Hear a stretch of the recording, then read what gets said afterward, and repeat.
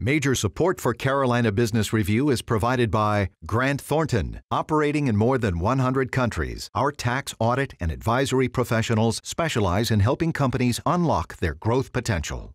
NOVANT Health, bringing you world-class technology, clinicians, and care when and where you need it. And Sunoco, a global manufacturer of consumer and industrial packaging products and provider of packaging services with more than 300 operations in 35 countries.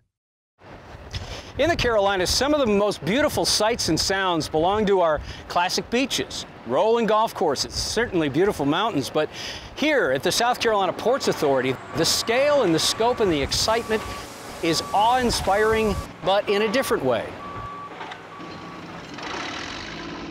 Hello, I'm Chris William, and welcome to the longest running and most widely watched source of Carolina business and public policy. This time, it's all about transportation and infrastructure. In the Carolinas, we have the bookends in transportation. We have Charlotte Douglas International Airport, and then we have, in Charleston, the South Carolina Ports Authority. Between those two major connections to this globe, the Carolinas flourish. We will start our dialogue there in just a moment. Please stay with us. Gratefully acknowledging support by Blue Cross Blue Shield of South Carolina. Please visit us at southcarolinablues.com. The Duke Endowment, a private foundation enriching communities in the Carolinas through higher education, healthcare, rural churches, and children's services. BARINGS, a leading global asset management firm dedicated to meeting the evolving investment and capital needs of its clients. Learn more at barings.com. From the Port of Charleston, this edition of Carolina Business Review features a panel discussion on transportation and infrastructure with special guests Christy Hall, Jim Newsome, South Carolina Senator Larry Grooms, and G. Clifton Parker.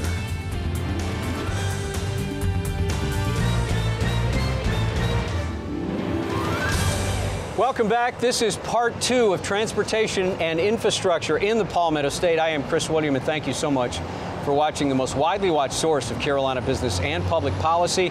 We are at berth number 1 at the Wando Terminal of the South Carolina Ports Authority right here in Charleston. Thanks to our host, Jim Newsome at the South Carolina Ports Authority, as well as all of our special guests here, whom you've already found out about as the introduction to the show. Jim, I want to start with you again on this show. And you know, so here we are 9 plus years into this economic expansion. At some point, we are going to see a slowdown. It could be mild, like this expansion has been. It could be dramatic, like 2008, 2009 were. How do you get out in front of this? How do you make sure you plan so the ports don't end up being on their heels again trying to catch up? Well, we think the Southeast is the best place to be in the port business because we have population growth, which drives imports. We have manufacturing growth, which drives exports. So the U.S. consumer has recently been very strong. I think that's going to taper over time because the baby boomers are getting older. But what is exciting is the growth of middle class in emerging markets like China and India and Vietnam and places like that. And they buy American products. American products are rising standard of living products. So the fact that we've been able to attract a lot of manufacturing here, foreign direct investment in manufacturing, will enable us to grow well above the port market, we think, and buffer any impact that the U.S. economy may have. Do you get the sense that there's a lot of people saying that as uncertainty reigns domestically for the U.S., for the economy at least, that emerging markets and internationally developed markets are now growing? Will that have your back to some degree? Yeah, I mean, emerging markets drive exports, and China is still growing at 6.5%, 7%. You know, same numbers in Indonesia and places like that. So the rest of the world in terms of emerging markets will grow a lot faster than the developed economy. So we've got our toe in both, and that hopefully diversifies our risk a little bit. Clifton, I want to ask you the same question. I had to cut you off at the end of last week's program, so we'll give you a chance for redemption here a little bit. But as you know, we're talking about this idea that it's a very long in the tooth economic expansion now. How do you make sure that you have plenty of powder dry and you're ready for whatever a slowdown looks like? Well, I'm always concerned.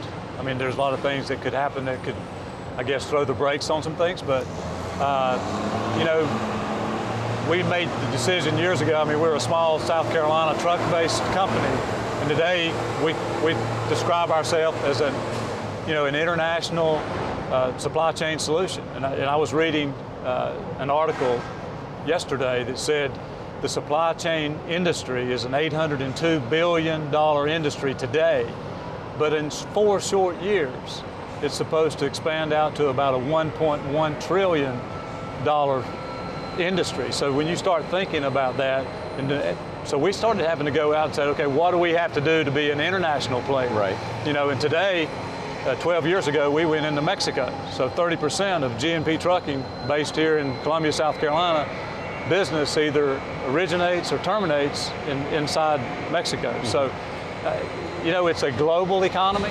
I think our people here realize that, and I think that's, you know, I think things may be hot and cold in different places, but, you know, I think we're positioned, I think, to weather any downturn extremely well. Mm-hmm. There's a difference between bricks and mortar retail and e-commerce on supply chain. Exactly. In bricks and mortar retail, supply chain costs are about 8 to 9% because we're the last mile from the store to home.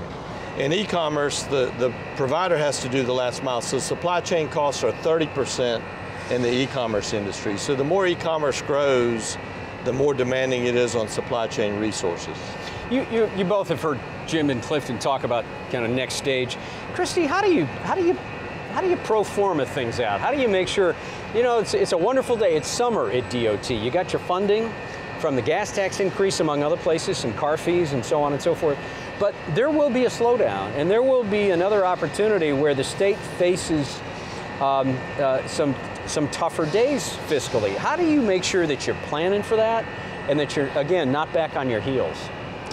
Well, one of the really good things the roads bill did for us this past session was it did diversify our portfolio, so we're not exclusively dependent on the state gas tax as much as we were in the past, or the federal aid program.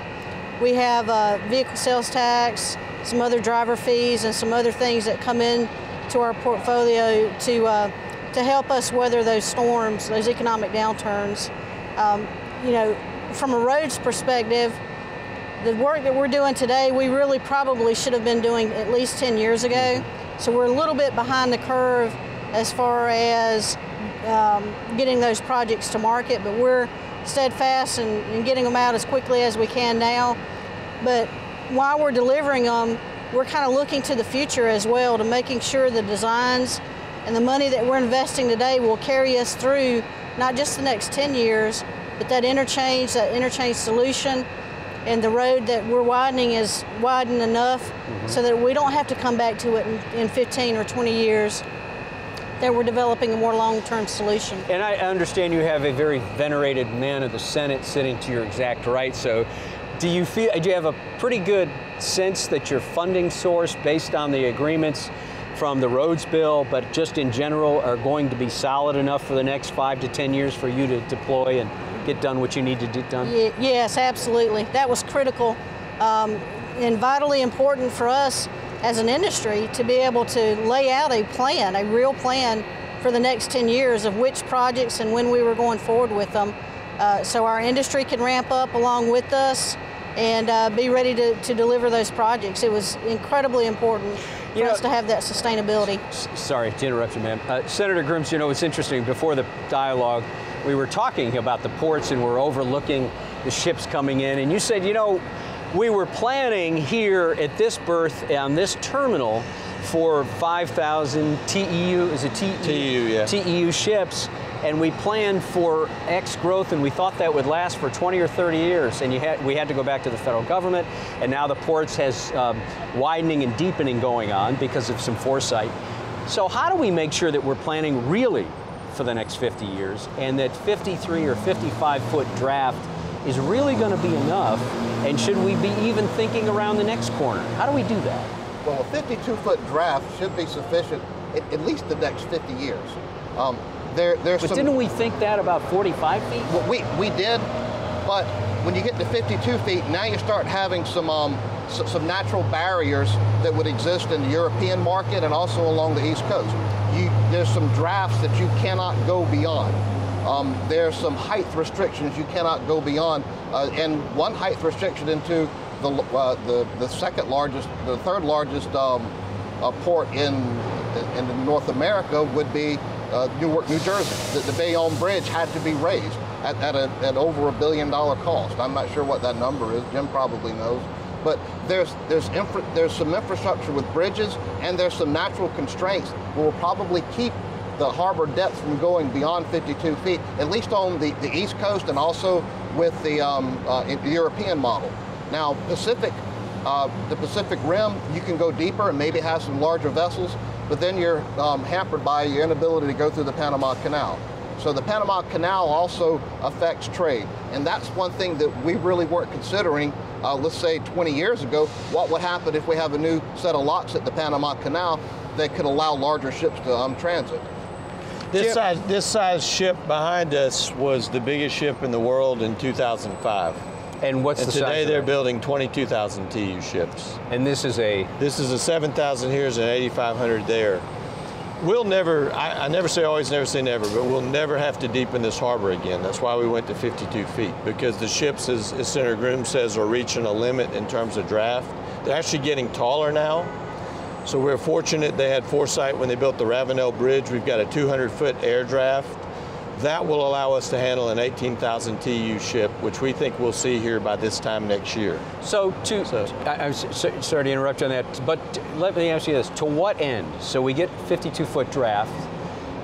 Everything is moving exactly the way it's supposed to be moving. To what end? Where do you see the port, the South Carolina port, Jim, in the next 10 years as far as size and volume competitively, and what would it really do for the region?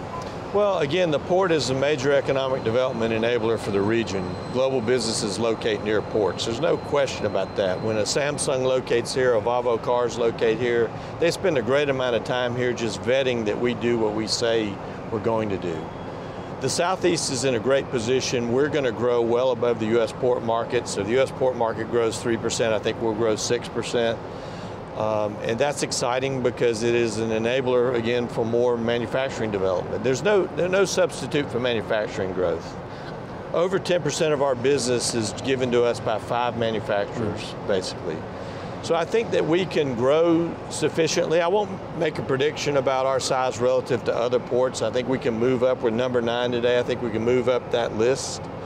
But the future's bright if we can mount the investments intelligently and continue to remove constraints to handle big ships. Mm-hmm. That's what the industry is about today. How do you get a big ship in and out without having to wait for a tide or miss a Panama Canal appointment? Do you feel like you're out in front of some of the other competitive ports domestically on the deepening? Well, we did a deep draft navigation project, and we will do it from start to finish in 10 years under something called smart planning. Yeah. Makes you wonder what the planning was before if you call this smart planning, but that doesn't really matter. And because the state had the vision to put aside $300 million in 2012, we could realize that project. So when we're able to give that type of predictability to customers, I think that bodes well for the region.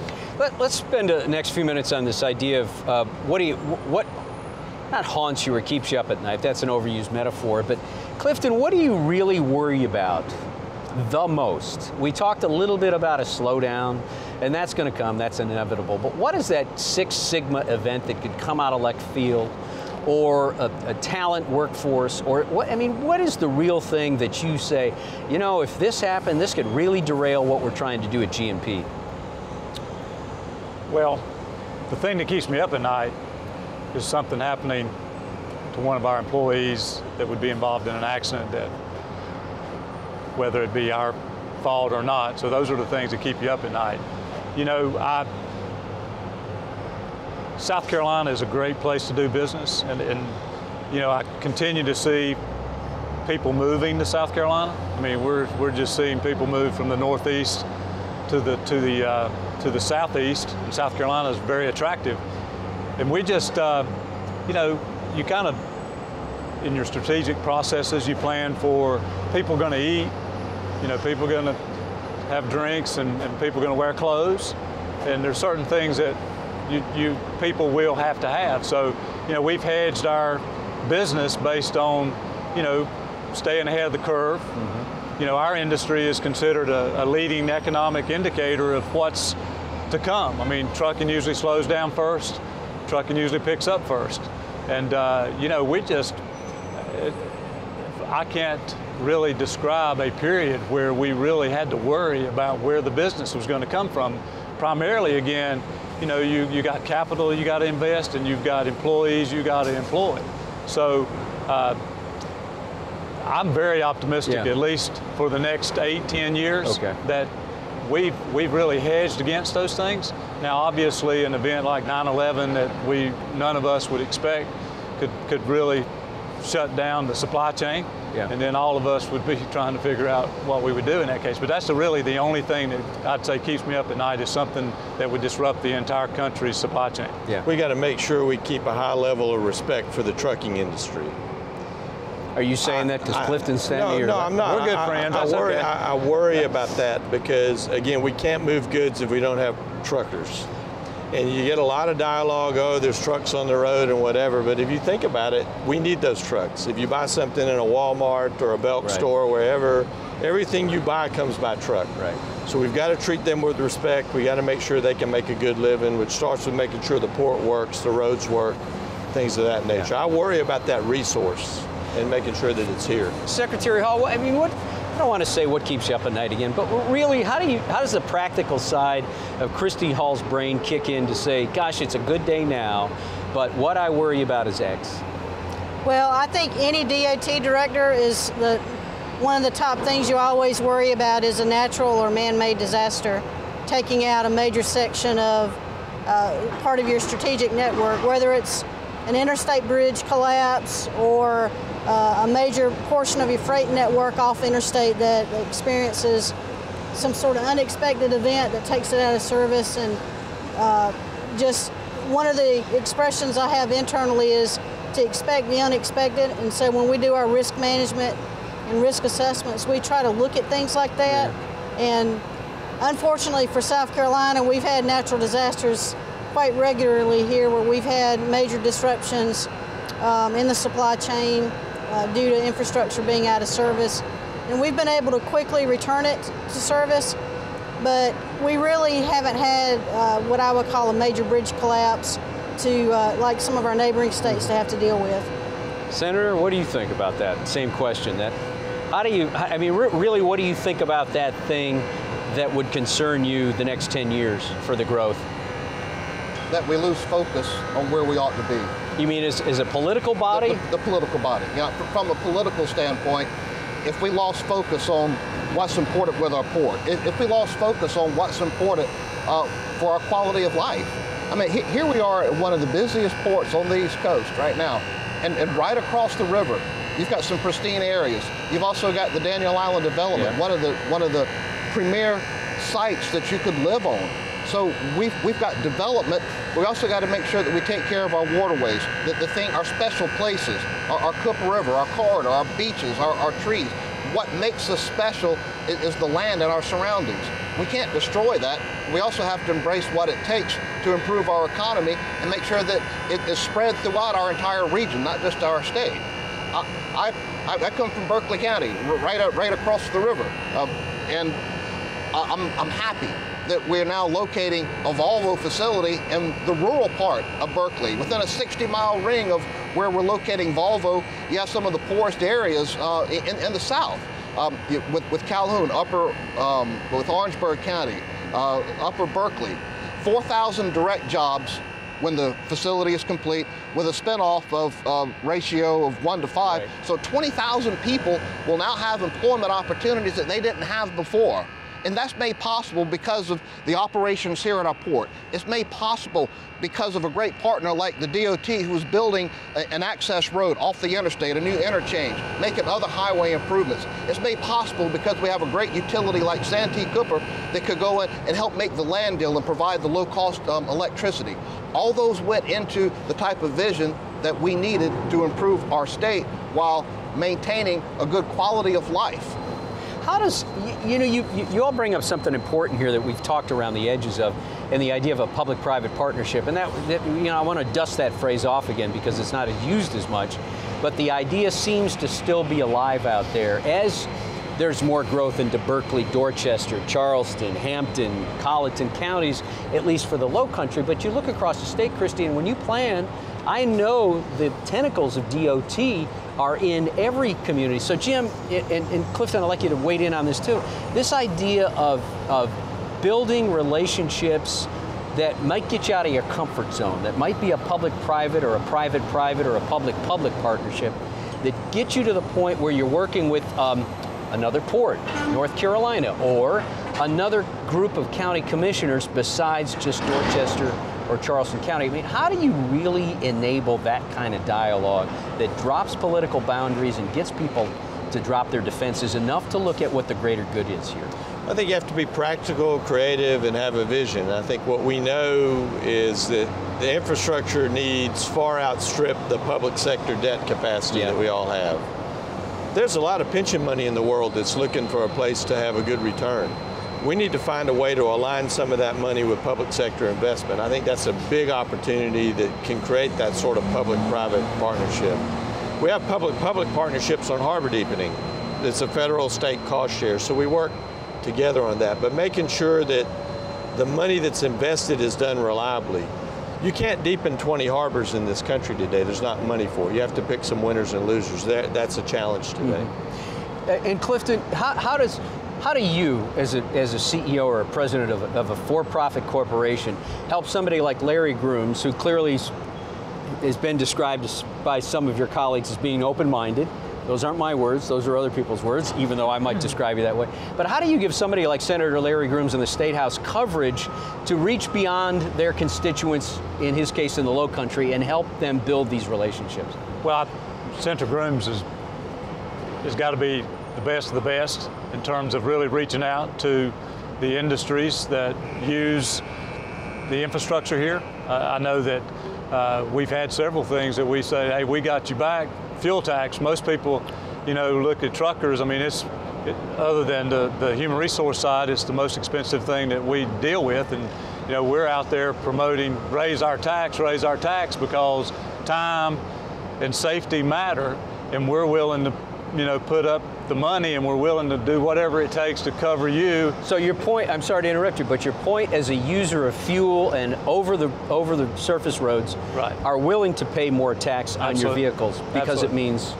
Our industry today is supporting a 20-cent fuel tax increase at the federal level to help with an infrastructure highway trust fund.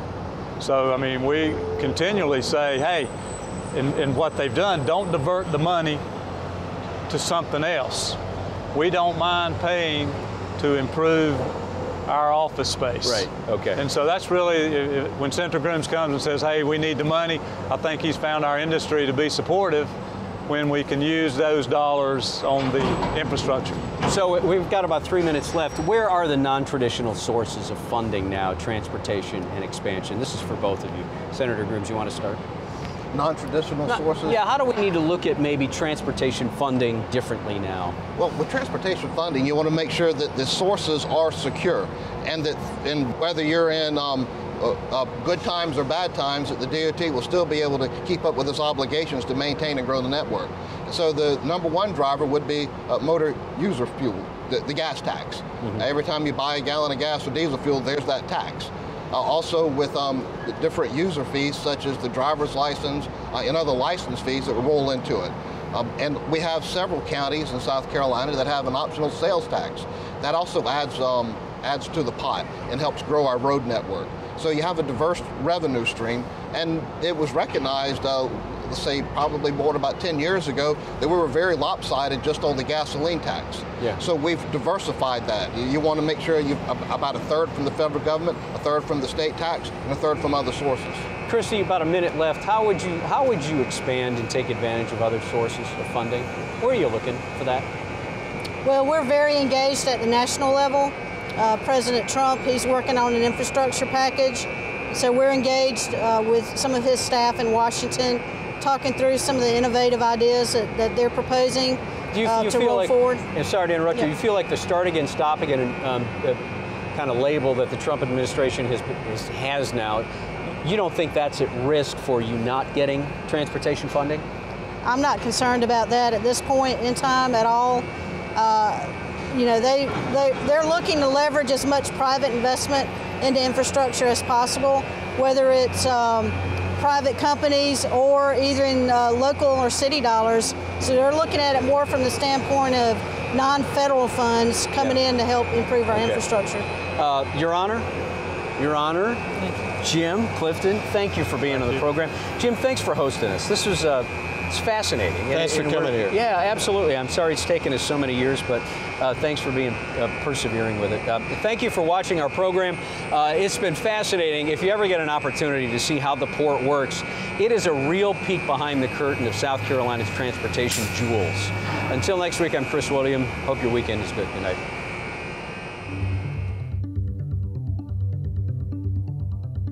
Major funding for Carolina Business Review was provided by the Duke Endowment, Barings, Grant Thornton, NOVANT Health, Sunoco,